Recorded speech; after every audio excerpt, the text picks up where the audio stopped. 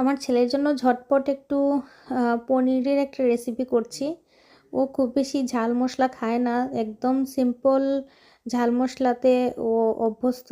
তো ওর জন্য একটু পনিরের তরকারি করছি, একদম সিম্পল রেসিপিতে সিম্পল মশলা দিয়ে।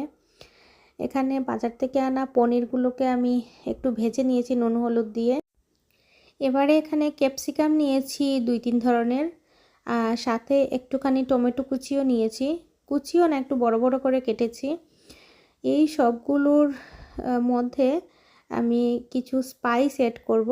আর এই যে অলরেডি আমার ছানাগুলোকে ভাজাও করা হয়ে গেছে। এখন কড়াইয়ে তেল দিয়ে দিয়েছি, দিয়ে অল্প একটুখানি কালো জিরে ফোড়নে দিয়েছি। কালো জিরের ফোড়ন বেশ ভালো লাগে, স্মেলটাও ভালো আসে। আর ক্যাপসিকাম আর টমেটো যে কেটে রেখেছিলাম এর মধ্যে মশলাগুলোকে একসাথে মাখিয়ে নেব।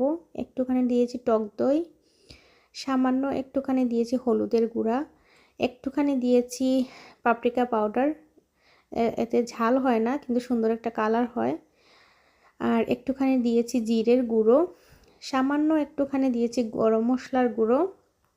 এই হলো আমার মেইন স্পাইস। আর সাথে একটু লবণ দিয়েছি, আর কিছু দেব না। আর কোনো ধরনের কোনো স্পাইসও অ্যাড হবে না, আদা রসুন পেঁয়াজ বাটা লাগবে না, কিচ্ছু লাগবে না।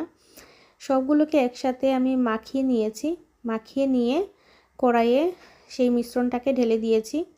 ঢেলে দিয়ে ভালো করে কষিয়ে কষিয়ে অনেকক্ষণ ধরে রান্না করেছি, 10-12 মিনিটের মতো ভালো করে কষাচ্ছি। যখন এই ঝোলটা টেনে আসবে তারপরে আমি ঝোল দেব। অল্প একটুখানি ঢাকনাও দিয়ে দিলাম যাতে একটুখানি মজে যায় সবজিগুলো। এভাবে 2-3 মিনিট রান্না করব। রান্না করার পরে যখন দেখব যে স্পাইসটা একটুখানি টেনে এসছে, মশলাটা কষা কষা হয়ে গেছে, ওই পর্যায়ে আমি সামান্য একটুখানি ঝোল দেব। এই খাবারটা খুবই হেলদি আর খুবই কম স্পাইসে আমি রান্না করি।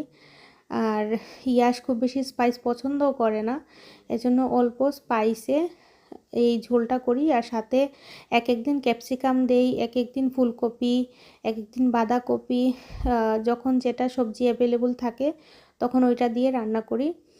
আর সাথে পনিরগুলোকেও এখন অ্যাড করে দিয়েছি, দিয়ে পনির সহ আরও 1-2 মিনিটের মতো কষিয়েছি।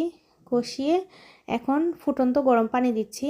ফুটন্ত গরম পানিতে তরকারির টেস্টটা খুব ভালো আসে, এজন্য একটু ফুটন্ত গরম পানি দিয়েছি। এখন আমি ঢাকনা দিয়ে রান্না করব 2-3 মিনিট। রান্না করলেই এই পনিরের তরকারিটা রেডি হয়ে গেল। আর এটা খেতে খুব ভালো লাগে। আর এক এক সময় এক এক সবজি দিয়ে করলে টেস্টের মধ্যে একটা ভিন্নতা আসে। আর এই তো রেডি হয়ে গেল আমার ছানার তরকারি, খুবই হেলদি উপায়ে।